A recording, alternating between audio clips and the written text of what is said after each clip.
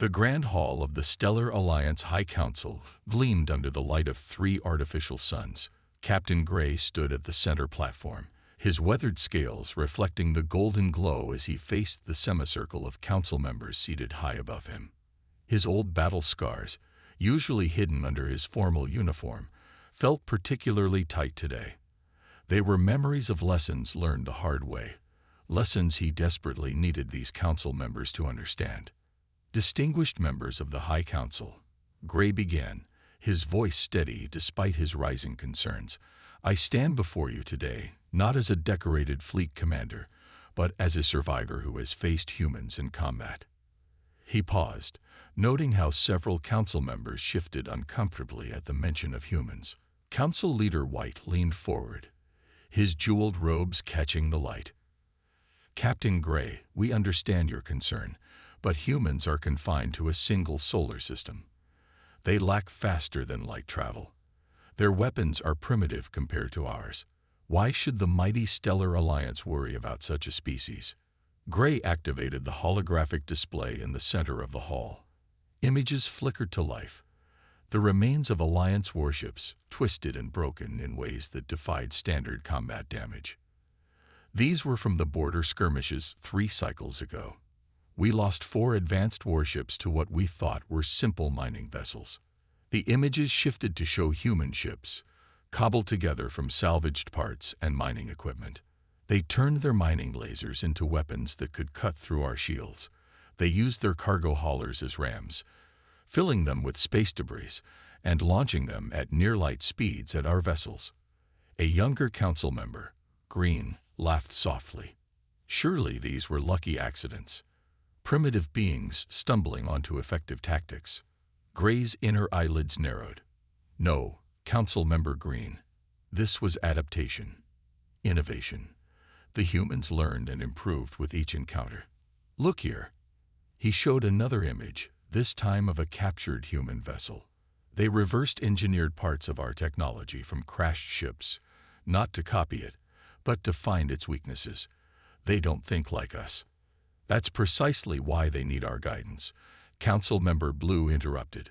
Their chaotic nature proves they require proper integration into the galactic community. Our superior civilization can help them develop properly.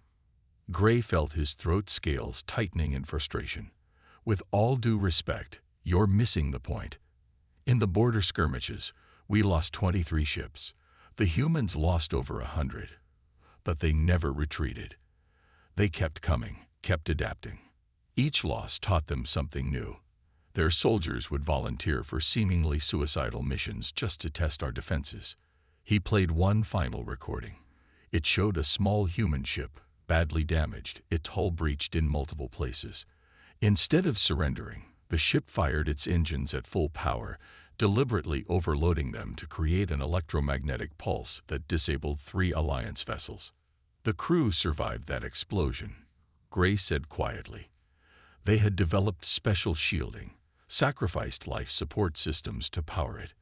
They planned to lose that ship from the start. It was all a trap. He looked up at each council member in turn. This is why I requested this audience. I've heard rumors of Operation Enlightenment, of plans to force humanity to join the Alliance. I beg you to reconsider. Council Leader White raised his hand, cutting off further discussion. Thank you, Captain Gray. Your concern for the Alliance's well-being is noted. However, the Council has already voted. The humans' primitive aggression and resourcefulness only prove they need our guidance. Operation Enlightenment will proceed as planned. Gray stood silently for a moment, his decorated career and years of experience dismissed so easily. He reached up and slowly unpinned his rank insignia. Then, distinguished council members, I hereby request immediate retirement from active service. I will not participate in what I believe will be a costly mistake. The council chamber erupted in murmurs. Captain Gray, one of their most decorated commanders, choosing to end his career over this. Surely he was overreacting. As Gray walked out of the chamber, he heard Council Leader White already discussing his replacement. Commander Stone would lead the operation instead, young, ambitious, and completely inexperienced with humans. Gray looked one last time at the council chamber and whispered to himself, "They will learn about humans the hard way, just as I did." Commander Stone stood proudly on the bridge of the Alliance flagship, Eternal Light, admiring his reflection in the polished control panels. His scales gleamed with artificial enhancement, a fashion popular among younger officers. The massive ship hummed with power as the final preparations for Operation Enlightenment were underway. "Status report," Stone commanded, enjoying how the bridge crew snapped to attention at his voice. Officer Reed, his second in command, stepped forward with a data tablet. "The invasion fleet is assembled, Commander. 200 warships, 50 support vessels, and 30 colony ships for the initial occupation force. The High Council expects minimal resistance." Stone smiled, showing his perfectly maintained teeth. "Excellent. To think old Gray was so worried about these humans. They don't even have proper shield technology." He walked to the main viewport, watching as ships joined formation. "Begin the briefing." The ship's AI activated the main holographic display, showing the Sol system. "Our first target is their moon base," Stone explained to his officers. "Without faster-than-light technology, it will take their Earth forces nearly 3 days to reach it. By then, we'll have established complete control over their orbital defenses." In his retirement home on the Alliance capital world, Captain Gray watched the news broadcasts about the launching of Operation Enlightenment. His garden, usually a place of peace, offered no comfort today. He picked up his personal communicator, considering whether to try one last time to warn them. Back on the Eternal Light, Stone was reviewing the human military capabilities. "Their strongest weapons are nuclear-based missiles. Primitive. Our shields can withstand direct hits from hundreds of them." He laughed, pointing at an image of a human space station. "Look at how they've cobbled these together. Like children playing with building blocks." Officer Reed studied the images more carefully. "Sir, I noticed they've been launching a lot of satellites recently. Small ones, supposedly for communication. Probably trying to improve their primitive warning systems." Stone dismissed the concern. "Now let's discuss the surrender terms we'll broadcast." The briefing continued, but Reed kept looking at the data about human activity. Something felt off about their apparent calm in the face of such an overwhelming force. In orbit around Mars, hidden sensors detected the approaching Alliance fleet. Deep inside a secret facility built into Olympus Mons, human operators watched silently as Operation Enlightenment unfolded exactly as they predicted. General Banks, a veteran of the border skirmishes, stood watching the massive holographic display showing the Alliance fleet's approach. "They're following standard invasion protocols perfectly," she noted. "Just like Captain Gray's intelligence suggested they would." Her aide nodded, reviewing the latest updates. "All defense platforms are in position, but powered down as planned. The moon base has completed its evacuation, leaving only automated systems and the special welcome package." Banks allowed herself a small smile. "Has there been any indication they detected our new ships?" "No, General. The stealth systems reverse-engineered from their crashed vessels are working perfectly. They still think we're confined to chemical rockets and nuclear power." At that moment, Commander Stone was finishing his briefing. "The humans will have 48 hours to surrender once we reach their moon. The High Council wants this to be as civilized as possible." He turned to his crew with a confident smile. "Let's show them what a real spacefaring civilization looks like." "Sir," Reed interrupted, still studying the data, "what about Captain Gray's warnings? About human adaptability?" Stone's scales flushed with annoyance. "Gray is a relic, Reed. His experiences in the border skirmishes made him paranoid. Look at our fleet." He gestured to the armada around them. "This is the largest peaceful integration force ever assembled. The humans would be insane to resist." As the Alliance fleet approached the Sol system, Captain Gray finally made his decision. He sent one last message to the High Council. "Remember, humans are at their most dangerous when they appear to be doing nothing." The Council's automated response was predictable. Message received and filed. Gray looked up at the night sky, wondering how many Alliance ships would make it back home. The Alliance fleet reached the edge of the Sol system right on schedule. Commander Stone stood on his bridge, watching as the humans' moon grew larger on the main view screen. Something bothered him about the scene, but he couldn't quite place what it was. "All ships report ready," Officer Reed announced. "We are in position to broadcast the surrender terms." Stone nodded, straightening his uniform. "Begin the transmission." He had practiced this speech many times, wanting to sound both powerful and benevolent. The message went out in all Earth languages. "People of Earth, this is Commander Stone of the Stellar Alliance. Our civilization has decided to grant you the privilege of joining our enlightened community. You have 48 hours to surrender your military forces and accept our guidance. Resistance would be futile against our superior technology." On Earth, in the underground command center beneath Mount Cheyenne, General Banks listened to the message with her staff. No one spoke. No one needed to. Every person in that room had trained for this moment for the past 5 years. "Signal received from all outposts," her aide reported quietly. "Everyone is in position." Banks nodded. "Send the response." Back on the Eternal Light, Stone waited confidently for the panic he expected to follow his announcement. Instead, a single text message appeared on all Alliance communication channels. "Message received. Processing response. Please stand by." Stone frowned. "This isn't the reaction I expected. Where are the emergency broadcasts? The panic. The rushed diplomatic pleas." Officer Reed studied his instruments. "Sir, I'm detecting no unusual activity. Their satellites continue normal operations. Their space stations maintain regular schedules. Even their social media channels show no significant change in activity." "That's impossible," Stone muttered. "Show me their moon base." The view screen shifted to show the human lunar facility.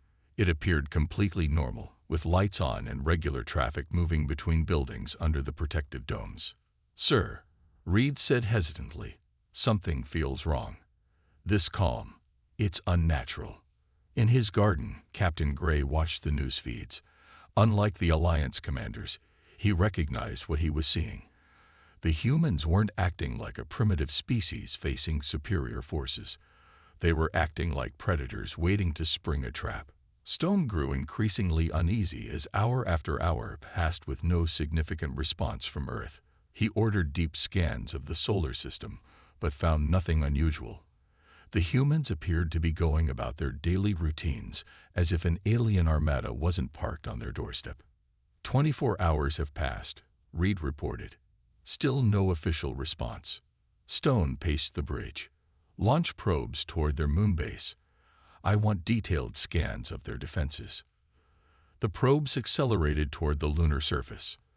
On their screens, the base continued to look perfectly normal until the probes were about 10 kilometers away. Then everything changed.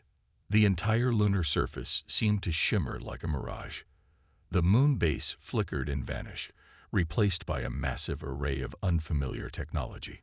Before the Alliance could react, every probe went dead. "What just happened?" Stone demanded. Reed's scales had gone pale. "Sir, those weren't just probes we lost. We've lost all contact with our forward scout ships too. Something is blocking all our scans of the lunar surface." In the Mars Command Center, General Banks watched the Alliance's confusion with grim satisfaction. They took the bait. Launch Phase 2. Across the solar system, hidden platforms began powering up. The thousands of communication satellites the humans had launched over the past year revealed their true nature. The trap was ready. Stone stared at his malfunctioning displays in growing horror as he finally realized what had been bothering him. The humans hadn't been doing nothing these past hours. They had been so well prepared that they didn't need to do anything. Captain Gray's warning echoed in his mind. Humans are at their most dangerous when they appear to be doing nothing. General Banks's voice cut through the silence of the Mars Command Center.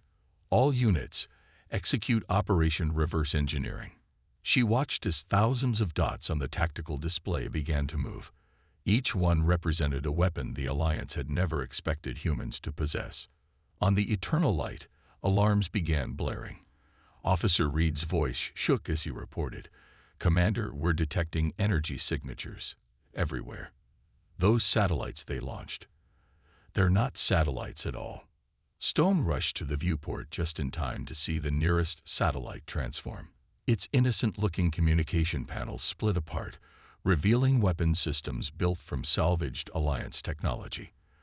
But they weren't exact copies. They were different, modified, improved. "Impossible," Stone whispered. "These primitives couldn't have." "Sir," Reed interrupted, "the moon's surface, it's opening up." The lunar surface that had hosted the fake base was separating along hidden seams. Massive hangar doors revealed shipyards buried deep beneath the surface. Ships began rising from the hidden facilities. Human vessels that mixed their own technology with reverse-engineered Alliance systems in ways the Alliance had never imagined. "All ships, battle formations," Stone ordered, but it was already too late for proper organization. The human ships were using some kind of hybrid drive system that let them move in ways Alliance tactical computers couldn't predict. In his garden, Captain Gray watched the public news feeds change as humanity revealed its true preparedness. The fake news and social media posts of the past hours vanish, replaced by pre-recorded messages explaining to Earth's population what was about to happen. A human admiral appeared on all channels, addressing both Earth's people and the Alliance fleet. "For 5 years, we've studied the technology you left behind in the border skirmishes. We learned how your shields work, how your weapons function. But more importantly, we learned how they could be better." Stone watched in horror as the first wave of human attacks demonstrated exactly what that meant. Their ships carried weapons that bypassed Alliance shields completely. They'd discovered a fundamental flaw in the design and exploited it rather than copying it. "Multiple ships hit," Reed reported. "They're using our own shield frequencies against us, creating resonance cascades that—" A nearby Alliance cruiser's shields suddenly flared bright blue before collapsing completely. The human ships didn't destroy it. Instead, they fired what looked like mining grapples, modified to penetrate military hull armor.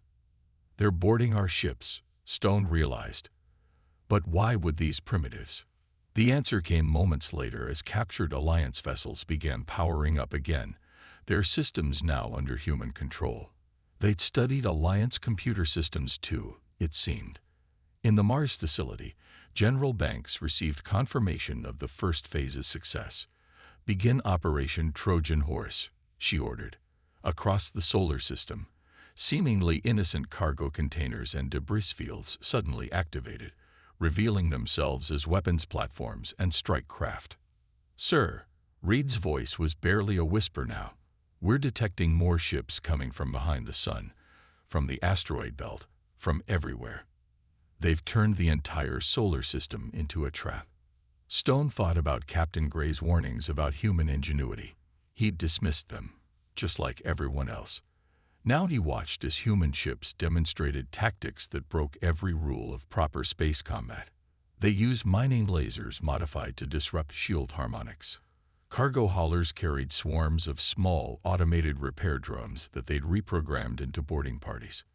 "Send the signal," Banks commanded. "Let's show them what else we learned from their crashed ships." Suddenly, every Alliance ship's communication system began broadcasting the same message. "Thank you for the technology you left behind. We made some improvements.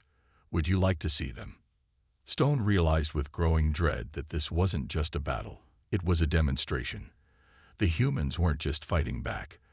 They were showing the galaxy exactly why Captain Gray had been right to fear them. News of the battle in the Sol system spread quickly through the Alliance worlds. Captain Gray sat in his garden, watching as his communication device lit up with urgent messages from both sides of the conflict. The first came from the High Council themselves, practically begging for his advice. The second was from General Banks, requesting his help as a mediator. Meanwhile, the battle around Earth had turned into chaos for the Alliance fleet. Commander Stone watched helplessly as another group of his ships went dark, their systems compromised by human hybrid technology. "Status report," he demanded, though he already knew it would be bad. Officer Reed looked up from his display, his scales pale with stress. "Sir, we've lost contact with 30% of our fleet. The humans aren't destroying our ships, they're capturing them. They're learning from each one they take." On the planet Haven, one of the Alliance's core worlds, Council member Green watched the battle feeds with growing concern. The humans were broadcasting their victories on all frequencies, showing the galaxy how they'd turned Alliance technology against itself. Already, some of the younger Alliance worlds were beginning to question the Council's wisdom. Back in the Mars Command Center, General Banks received an unexpected transmission. "Ma'am, we're getting signals from 3 Alliance colony worlds. They're offering support and technology data." Banks smiled. This was exactly what their psychological warfare division had predicted. "Send them our thanks and the encryption codes for our secure channels." She turned to her staff. "Phase 3 is starting ahead of schedule. Begin broadcast of Operation Open Door." Across Alliance space, communication channels lit up with a simple message. "To all Alliance worlds, we don't want your territory. We don't want to rule you. We just want to be left alone and to trade with those who respect us as equals." In his garden, Captain Gray finally made his decision. He opened his communication device and accepted both calls at once, connecting the High Council with General Banks in a 3-way conversation. "Captain Gray," Council Leader White's voice had lost all its previous arrogance. "We require your assistance in understanding these humans." Banks spoke next, her voice calm and professional. "Captain, your intelligence about Alliance tactical doctrine has been invaluable. We'd appreciate your help in minimizing further bloodshed." Gray looked at his garden, at the mix of Alliance and Earth plants he'd grown together. "Both sides need to understand something important," he said. "This isn't just about technology or military strength. It's about adaptation and respect." On the Eternal Light, Stone was receiving reports of more Alliance worlds opening diplomatic channels with Earth. Some were already sharing technical data, eager to learn how humans had improved upon Alliance designs. "Sir," Reed reported, 3 more ships just went dark. But something's different. The humans are sending us repair protocols. They're showing us how to fix the weaknesses they exploited." Stone stared at his tactical display in confusion. Why would they help us? The answer came in another broadcast from Earth. "Consider this a demonstration of good faith. We've shown you our strength. Now let us show you how we can help each other improve." In classified chambers across Alliance space, military analysts watched in amazement as humans freely shared their innovations. They hadn't just copied Alliance technology. They'd reimagined it, found new uses for old systems, combined different technologies in ways no one had considered. Captain Gray's voice reached across the stars, speaking to both sides. "This is your moment of choice. The Alliance can learn from this, grow from this, and humans can gain allies instead of enemies." He paused, looking at his garden again. "Sometimes the best victory is showing others a better way forward." The response came from both Earth and Alliance worlds. They were ready to listen. Commander Stone stood on the bridge of the Eternal Light, watching as his once mighty invasion fleet fell apart not through destruction, but through choice. Ship after ship was powering down weapons, accepting human repair crews, and opening diplomatic channels. "Sir," Reed reported, his voice steady for the first time in hours, "the humans are launching something toward us. It's maintenance bots, but they're different from standard Alliance models." On their screens, they watched small, sleek robots approach disabled Alliance ships. These weren't the clunky repair drones they were used to. These moved with surprising grace, adapting to problems in real time. In the Mars Command Center, General Banks monitored the situation. "Release the full technical specs for the maintenance bot upgrades," she ordered. "Let them see exactly how we improved their design. The Alliance crews watched in amazement as the human-modified maintenance bots repaired battle damage in a fraction of the normal time. They didn't just fix problems. They improved systems as they worked. "Ma'am," Banks's aide reported, "Alliance ships are requesting permission to download our maintenance protocols. Several of their technical crews are asking about joint engineering projects." On the Alliance capital world, the High Council chamber had turned into an emergency session. Captain Gray stood once again at the center platform, but this time the council members weren't looking down at him with contempt. They were looking up with respect. "The humans have demonstrated something remarkable," Gray explained. "They've shown us that our greatest weakness wasn't our technology. It was our inability to imagine better ways of using it." Council Leader White nodded slowly. "They could have destroyed our fleet. Instead, they're teaching us." Before Gray could answer, new alarms sounded throughout the chamber. On every screen across Alliance space, automated defense networks began behaving strangely. The humans had found a way into these systems too, but not to attack them. Stone watched in disbelief as his ship's computer displayed a complete analysis of the defense network's vulnerabilities, along with suggested improvements. "They're not just showing us the flaws," he realized. "They're showing us how to fix them." The human repair bots had spread throughout his fleet now, working alongside Alliance crews. Where there should have been panic at this invasion of automated systems, there was instead fascination. Alliance engineers were already studying how the human robots adapted and learned. "Sir," Reed called out, excitement clear in his voice, "you need to see this. The humans have sent us specifications for a new type of shield system. It combines our technology with their innovations. It's brilliant." In his garden, Gray received another message from General Banks. The humans had discovered something in the Alliance defense networks, a hidden weakness that could have been catastrophic if found by a hostile force. "We're patching it now," Banks explained. "We could have used it to control your entire defense grid. Instead, we're helping you protect against anyone who might try the same thing." Stone finally understood what was happening. The humans weren't just winning a battle, they were winning allies. Every improvement they shared, every flaw they helped fix, showed the Alliance a new way of thinking about technology and cooperation. "Commander," Reed said quietly, "the rest of the fleet is asking for orders. The humans are offering to help us upgrade all our systems. What should we do?" Stone thought about his earlier dismissal of Captain Gray's warnings. He thought about how the humans had outmaneuvered them, not through superior firepower, but through innovation and adaptability. The choice was clear. "Send the signal," he ordered. "Tell all ships, it's time to learn." The Eternal Light's weapons powered down. Across the solar system, Alliance ships began accepting human repair crews and technical advisors. The invasion fleet had come to conquer and instead found itself being transformed. In the Mars Command Center, General Banks smiled as she sent the final code. Operation Enlightenment. Complete, but not in the way they planned. 6 months after Operation Enlightenment, the Alliance space around Earth buzzed with activity.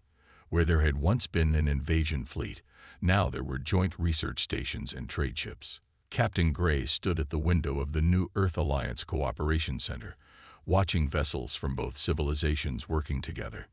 "Captain," a young Alliance cadet approached him nervously, "the first class is ready for you." Gray nodded and followed the cadet into a large classroom. The room was filled with a mix of Alliance and human military officers, all eager to learn from the veteran who had understood humans from the start. "Welcome to Advanced Adaptive Tactics," Gray began. "Today, we'll learn why flexibility in thinking is more powerful than any weapon." In orbit above Earth, Commander Stone was giving a very different kind of lecture. He stood on the bridge of the Eternal Light, now a training ship, speaking to a group of Alliance captains. "This control panel," he explained, pointing to a newly modified system, "shows how humans improved our traditional design. They didn't just copy our technology. They questioned every assumption we had about how it should work." Officer Reed, now a liaison between human and Alliance engineering teams, added, "The humans have a saying. If it's not broken, improve it anyway." It changed how we think about everything. On the Alliance capital world, the High Council chamber had been redesigned. Instead of the council members sitting high above, they now sat at the same level as those addressing them. Council leader White had called it a human innovation in communication dynamics. General Banks stood before them, discussing the new joint defense protocols. By combining our different approaches, she explained, we've created something better than either of us had alone. Your precision and our adaptability, working together. In his garden, which had become a popular meeting spot for both species, Gray hosted regular discussions about the changes sweeping through Alliance society. Young officers would visit him, asking about his experiences with humans and seeking advice on how to think more creatively. The greatest lesson, he told them, wasn't about technology or tactics. It was about being willing to learn from those we thought had nothing to teach us. The Eternal Lights maintenance bay had become a symbol of this new approach. Human-designed repair bots worked alongside Alliance technicians, each learning from the other. The bots had developed new repair techniques by combining Alliance precision with human adaptability. "Sir," Reed called to Stone one day, "you might want to see this. The joint engineering team has developed something new." On their screens, they watched as a test ship demonstrated a completely new type of drive system, one that neither humans nor the Alliance could have created alone. It combined Alliance energy efficiency with human innovation in ways that opened up new possibilities for space travel. Back in the classroom, Gray pulled up an image of the original invasion fleet. "This was us 6 months ago," he said, then switched to a current view of the same space, now filled with joint research stations and cooperative projects. "And this is us now. The question is, what will we achieve in the next 6 months?" A human student raised her hand. "Sir, is it true that you tried to warn them about us?" Gray smiled. "I did. I warned them that humans were dangerous. What I didn't realize was that your greatest power wasn't in your ability to fight. It was in your ability to teach, to learn, and to improve." Council Leader White, visiting Earth for the first time, stood with General Banks watching ships come and go from the spaceport. "To think," he said, "we came to enlighten them. And instead," Banks finished, "we all became enlightened together."